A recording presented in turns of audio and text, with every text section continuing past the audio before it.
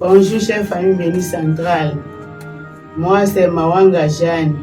Je suis très heureuse de vous souhaiter le 34e et le 28e jour de la bénédiction éternelle de Dieu et du sabbat cosmique, du parent du ciel et de la terre.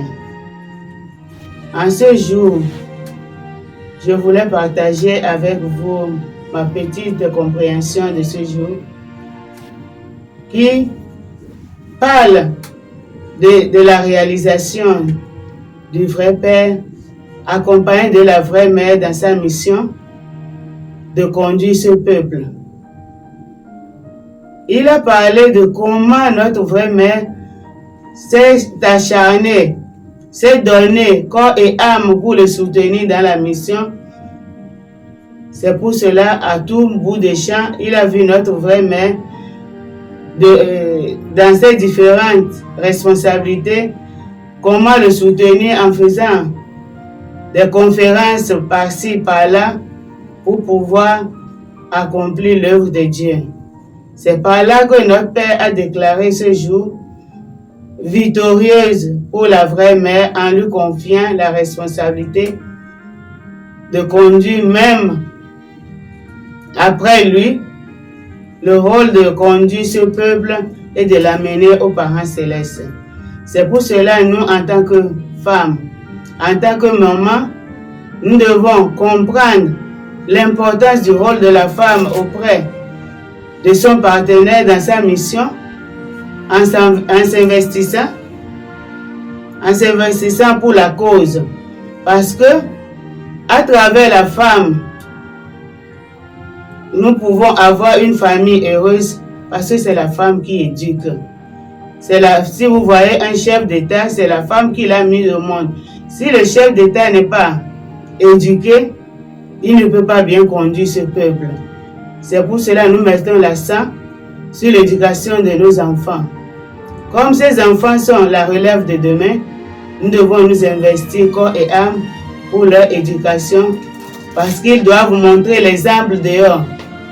Ils ne doivent pas copier le monde extérieur parce que non, à cause du vent qui souffle. Mais ils doivent comprendre que à travers eux, le parent céleste doit être content.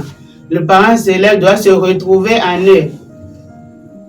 C'est pour cela, chère maman, chers parents, je voulais qu'en unité de cœur, vous ramenez Dieu au sein de la famille pour permettre à ce que nos familles puissent représenter Dieu partout où nous sommes, partout où nous allons. Nous devons être représentés. Nous devons être des représentants de Dieu dans nos actions, dans nos actes, afin d'offrir à la vraie Mère nos nations et pourquoi pas le monde, pour pouvoir entrer dans le palais cosmique. Chère maman, la recommandation que je veux vous donner, c'est de comprendre actuellement à quel âge nous sommes. Nous sommes à l'âge de l'accomplissement de Tony Book et nous devons accompagner la vraie Mère à entrer dans le Tony Santom. Qu'est-ce que nous amenons avec elle? Comment nous devons chercher à accomplir son désir? Ça doit être la question que nous devons nous poser chaque fois. Nous pouvons dire que nous aimons la vraie Mère, nous pleurons, nous disons tout ce que nous voulons. Notre Mère, nous t'aimons, mais est-ce que nous accomplissons son désir? Est-ce que son souci, notre Mère voit son souci se réaliser à travers nous? Ça doit être vraiment un souci pour nous. Nous devons prendre ça à cœur, marcher à chaque moment de notre vie. Nous devons comprendre qu'est-ce que je suis en train de faire pour donner le sourire aux parents célestes et surtout à la vraie Mère. Avec son âge avancé, regardez comment il fait le tour du monde pour donner la parole, pour donner sa parole, pour chercher la jeune génération, les enfants de Dieu perdus. Notre vraie Mère cherche les enfants qu'elle appelle actuellement l'eau pure. L'eau pure, c'est quel enfant? C'est l'enfant que nous avons éduqué dans la pureté. Notre mère insiste sur l'éducation de la pureté de nos enfants. Parce que nous ne devons pas amener nos enfants avec l'impureté. Azolinga, tout même bango, nanini. Eau pure, c'est comme une eau qui n'a pas de taches.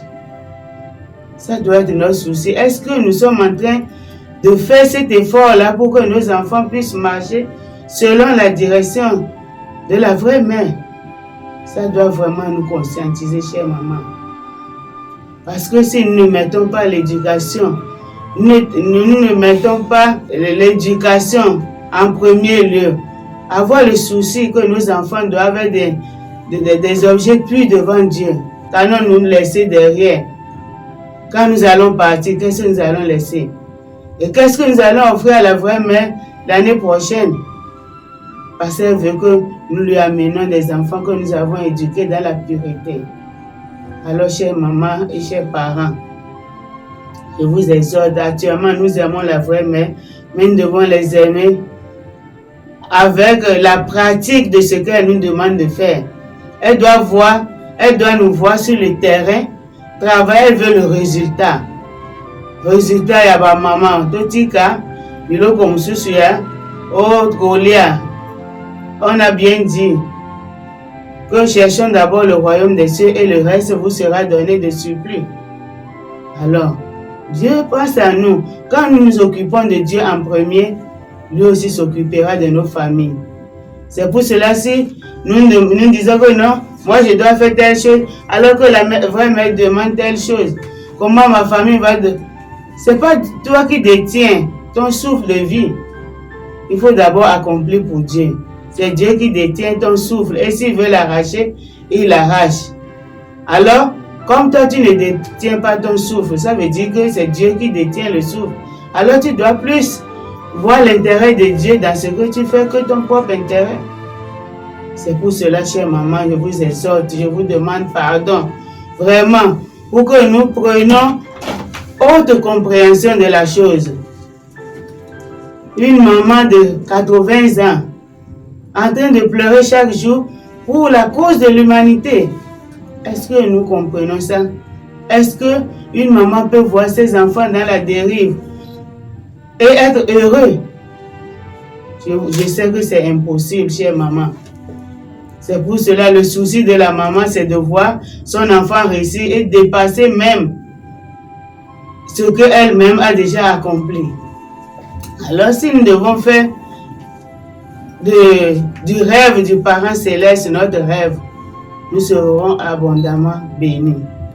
Chère famille bénie, je vous exhorte et je bénis tous vos efforts. Ceux-là qui font des efforts chaque jour pour accomplir ce rêve, Dieu vous sera reconnaissant. Et je demande à tous ceux que chacun de nous puissions mettre la main dans la pâte pour pouvoir amener notre nation, nos tribus, nos familles à Dieu. Ça, c'est le rêve du parent céleste et spécialement de la vraie mère. Je vous dis et je vous remercie.